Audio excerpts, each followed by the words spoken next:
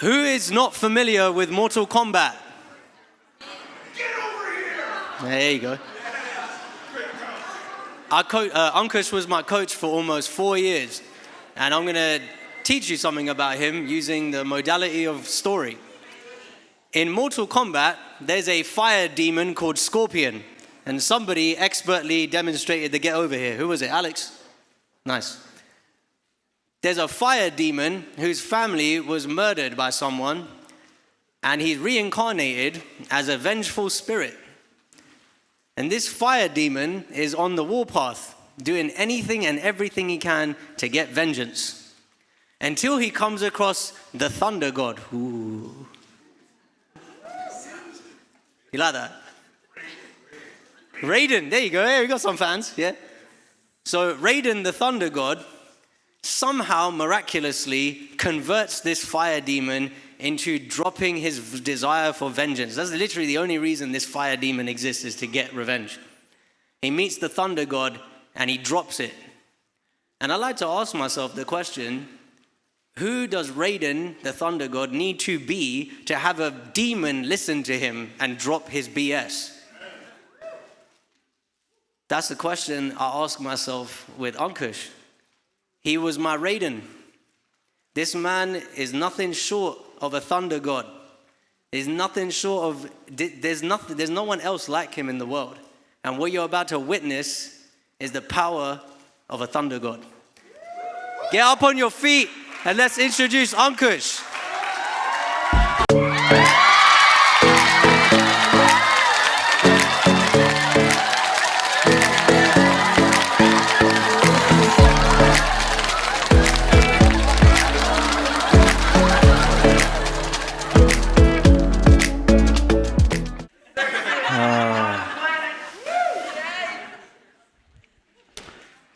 Hello.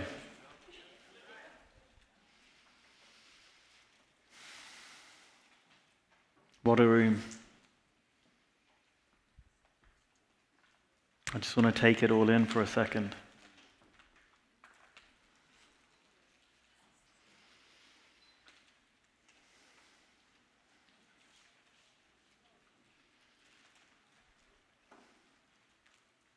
What an amazing day that we've had so far. It's incredible.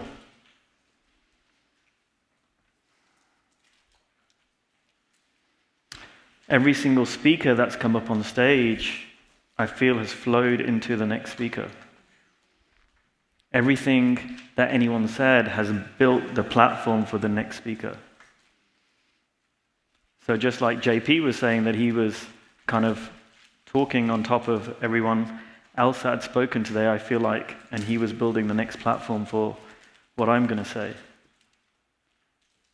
And just like JP, I don't know what I'm going to say.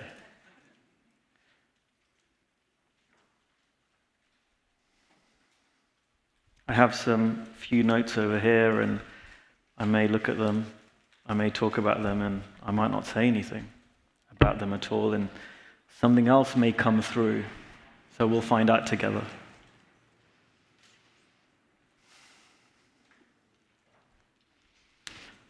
Firstly, I want to acknowledge Judy. Thank you.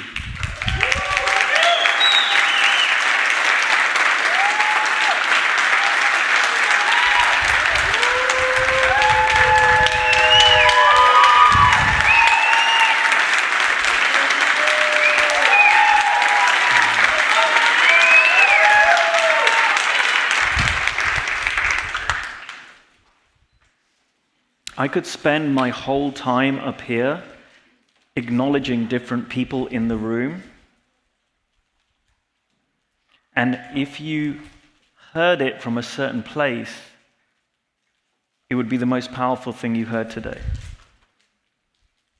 Or you could listen to it as, oh, he's doing an acknowledgement thing.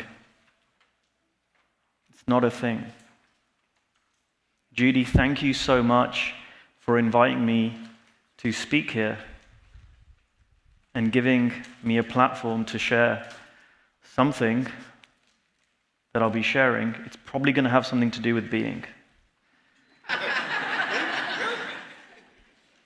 And thank you for the title, because it was so open, it gives me the opportunity to talk about anything.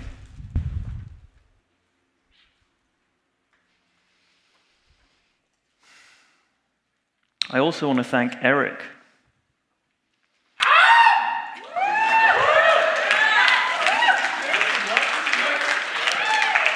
This man is a beautiful man, and we have connected various times on my trips to Phoenix. We've shared some food, we've shared some conversations, and last time I was here, we shared a lunch, which was a miraculous lunch, and again, I could talk a lot about that, but in that conversation, one of the things that Eric spoke about was his secret mission, his secret goal, which was to raise money, an additional amount of money for Operation Underground. And I encouraged Eric to share it because, as I've learned from Steve, there's the power of language, of speaking what we want into the world. But one thing Eric didn't know, and I don't think very many people in this room know, is how relevant that is to me. I might not have been on this stage because when I was very young, I was nearly kidnapped. I was at a party, an anniversary party in Birmingham, England, 4, 5, something like that. And a man came into the room, so imagine there's tables and people are there and it's a party. And he starts talking to me. And I didn't really understand what he said. He had a strong accent. And next thing I know, he's leading me out of the room. So imagine it's a big place, it's a hotel, and I am maybe where Judy's standing, maybe even closer to the door. And I'm about to be taken out of the door, and God knows what would have happened to me. And a lady recognized me, one lady who was right by the door, and went, "Isn't that so-and-so's son?" And he ran away. I was that close. And I didn't even know what was happening. Or I suddenly see all these adults making a fuss. So this charity is very relevant to me. So thank you for everything that you're doing and for your mission. And thank you to all of you, because together we've raised not only a lot of money, but a lot of awareness.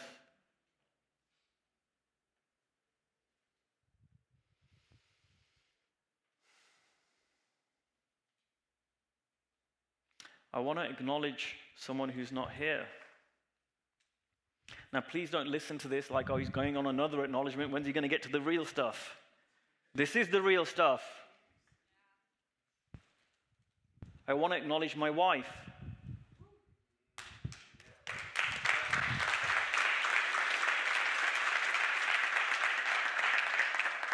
When I started working with Steve, I didn't hire him for relationship coaching. Who would pay that kind of money for relationship coaching? That would be crazy. And yet in my heart, I knew that's exactly why I hired him. Over the last couple of years, I have woken up to just how amazing my wife is. And I keep seeing it more and more. Someone asked me today, I think it was today, earlier on, they said, "Oh, how are things with you and your wife? Is she getting more distant from you as you're stepping more and more into this way of being?" And I hadn't even considered that. And it woke me up again to how amazing she is. As I step into more powerfully who I can be who I've always been able to be, the closer we become. That's an incredible woman. I wouldn't be here if it wasn't for her. There are so many things that need to happen outside of this room, at home, ongoing, and she doesn't complain. And we've all got people in our lives, so listen to it from that point of view, that enable you to be here today. And I'm sure I'm the only one that was taking that for granted. Not you guys. So I invite you that if there's someone who has been a certain way and continues to be a certain way to allow you to be the best version of you, make sure they know. And I'll tell you something that will do something for them, but you know what? It will do even more for you. That's the beautiful thing about acknowledgement. I have grown so much through my acknowledgement of others. I want to thank Amy. Thank you for writing the book.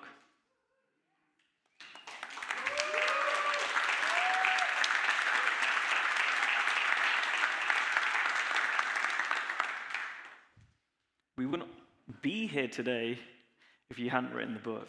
I want to thank Alan Thompson, who's not here, your co-writer. Isn't it incredible, the things that have had to happen for us to be here? Like, so many things, so many people, so much time. And again, it's so easy to take that for granted. I want to thank you, Steve. The impact you've had on my life is incredible. And it's not because you've done something to me. Steve doesn't do things to his clients. I'm going to say it a certain way, and I might say it differently if you ask me again, but right now what's coming through me is Steve has opened a door for me to step through. And I hope in this talk, in this conversation, that you see there is a door for you to walk through, and that I might just open it a little bit. Steve said over and over again, there's nothing that I do that anyone else can't do. You just need to be who I'm being. And I would hear that on a certain level. Yeah, that sounds cool. But, not really. I couldn't really. And over time, over just a few years, he's been proved right. So anyone that's been on this stage, anyone that's speaking today, or anyone that you just meet, I invite you to see that anything they have, anything they're doing, that's available to you. Because it's not about doing.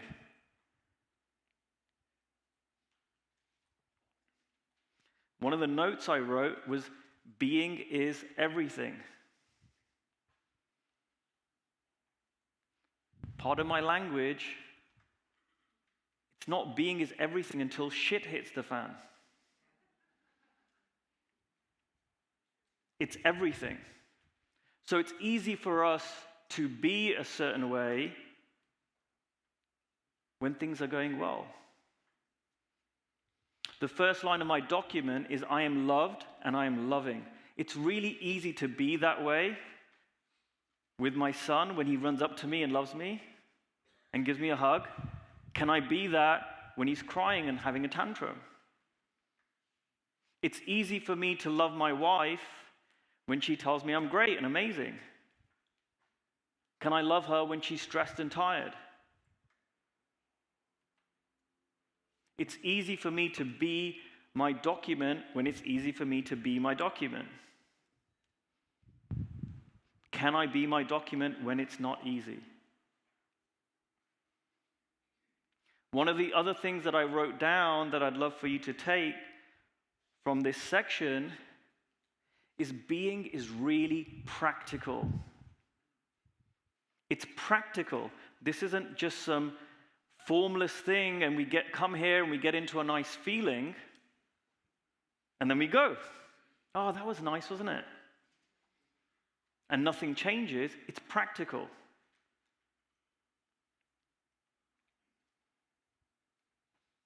If you have a document that you write down and you speak every day, what does it guarantee? Anyone know? Nothing. Doesn't guarantee anything. What guarantees change and transformation is being. If I have my document, I am loved and I'm loving, and I'm not that, doesn't matter how many times I say it, doesn't matter what I do with it, and there's things you can do, but it's being. So any change that has occurred in my life, and there's been a few changes, they haven't come from what I've done. They haven't even come from my document. And my document has been a great guide. It's been my North Star. They've come from shifting who I'm being. And I'm not cool. I mean, I am cool. But I'm not any more cool than you guys are. Thank you.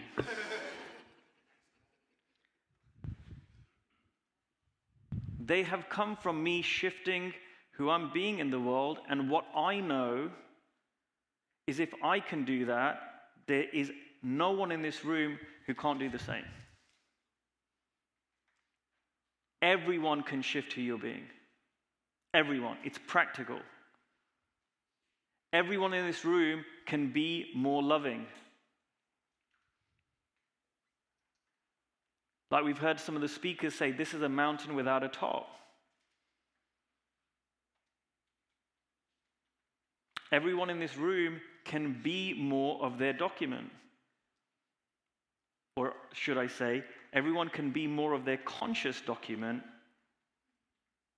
consciously what they create themselves to be. And we can all be more of our unconscious beliefs, ideas, and thoughts about ourselves. Our non-powerful listenings. We get a choice. And one of the biggest lies we tell ourselves is that we don't have a choice. We do.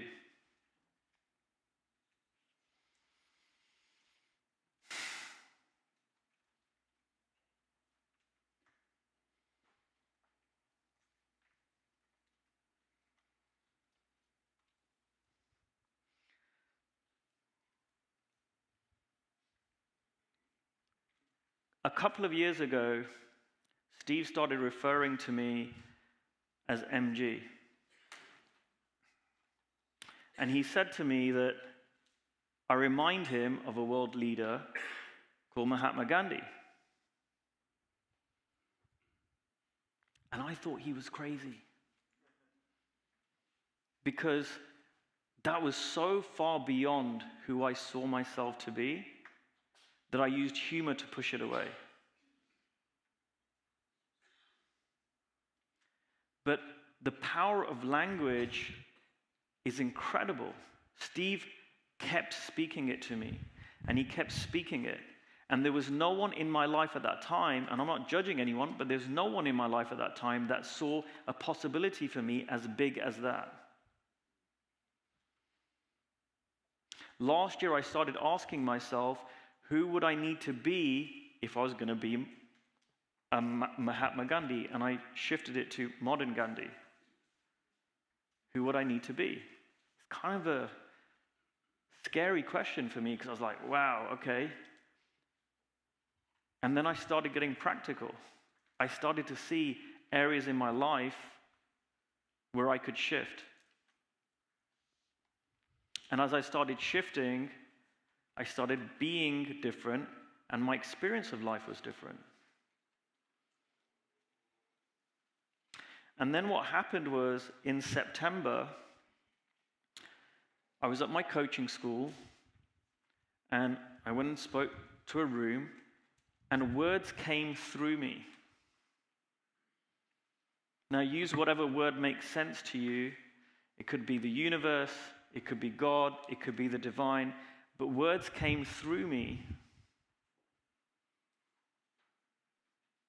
I said to the room, we're not here to make you better coaches and you'll be better coaches.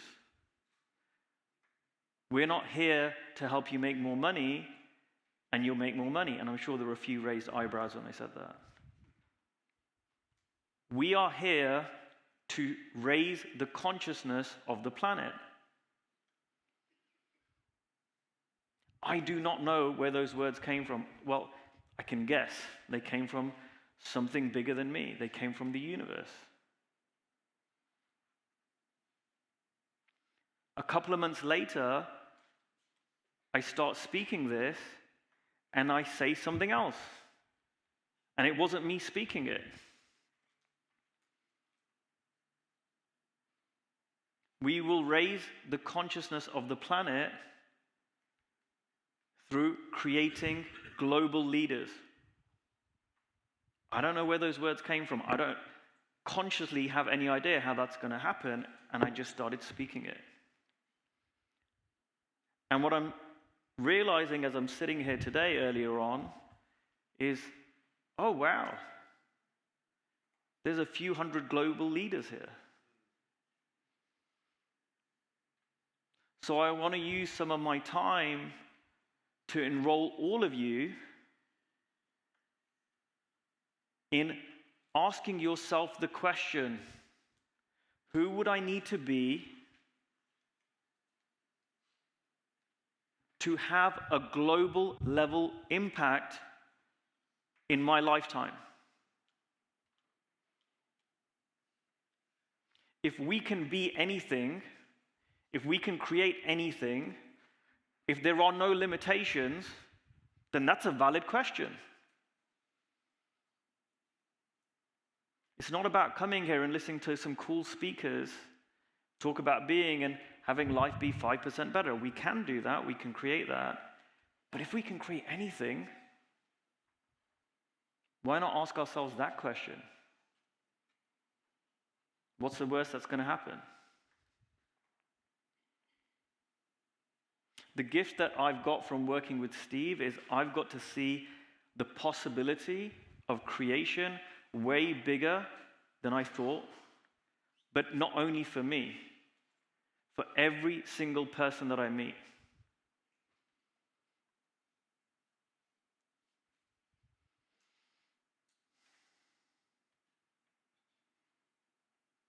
There are people in this room right now. Dr. Pettit will change psychiatry, medicine, psychology before he passes away. That's his commitment. That's a global level impact.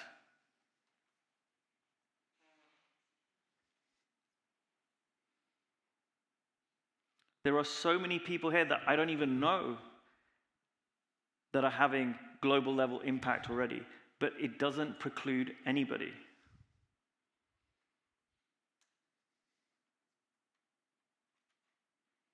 One of the questions, well, the only question I gave to the production team to put in the pack on my page was, who would you need to be someone that you would look up to? It's the same thing. As I step into asking myself questions around who would I need to be to really be an MG, who would I need to be to raise the consciousness of the planet, who would I need to be to wake people up to their power that they can shift the planet, I would need to be someone that I like. Right? I would need to be somebody that I would admire, that I would look up to. And I don't need anyone to tell me what that is. We know.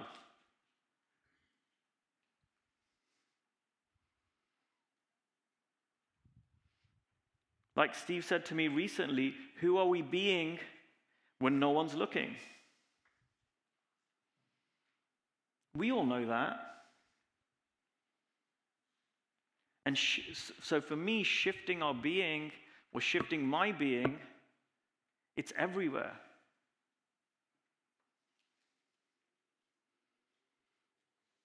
It's literally everywhere. It's not just about being with some important person and then ignoring someone we think is less important. That's not being, or it's a kind of being.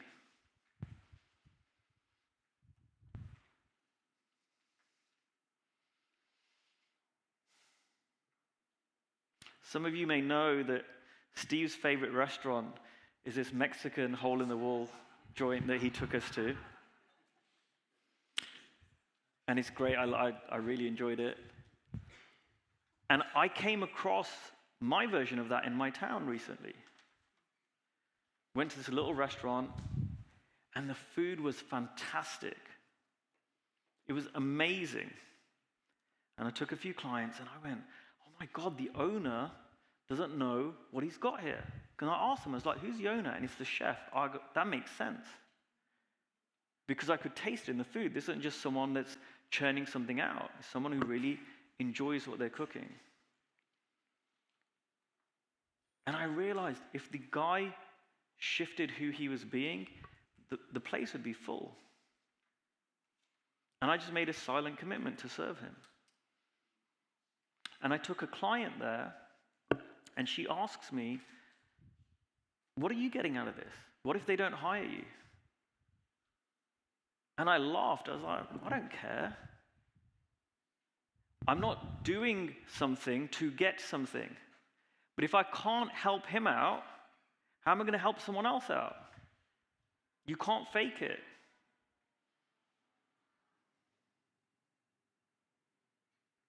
If I can't be loving to my wife, how can I be loving to people I don't even know?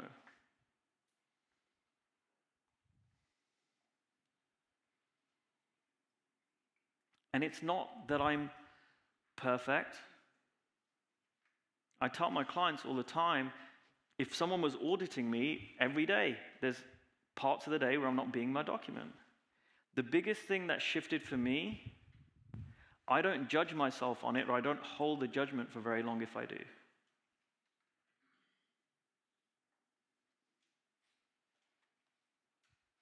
I used to do that all the time. My self-talk wasn't very kind. It wasn't very nice.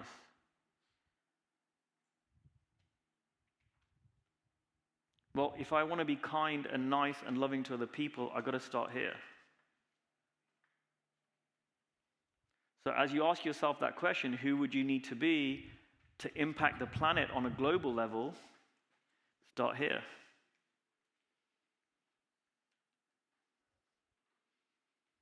What that means for you is different than what it means to someone else, but you know.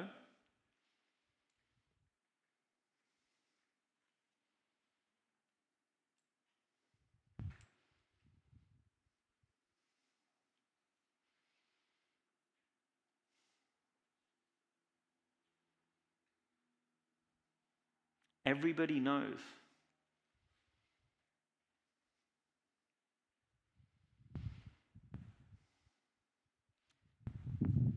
The spiritual teacher, philosopher, Sydney Banks used to say, no one is wiser than you. That's so true.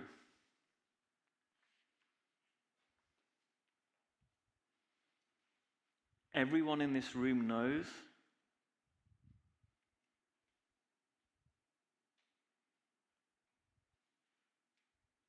Everyone in this room knows. There is no one wiser than you. Not me, not Steve, not any of the speakers.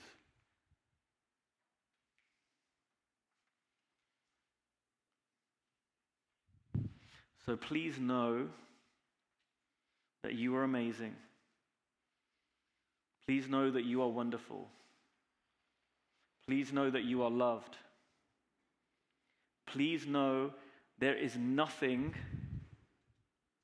that you cannot do if you shift your state of being.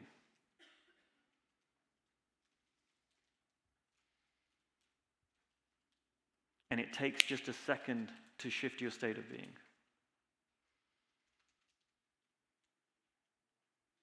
I love you all. Thank you very much.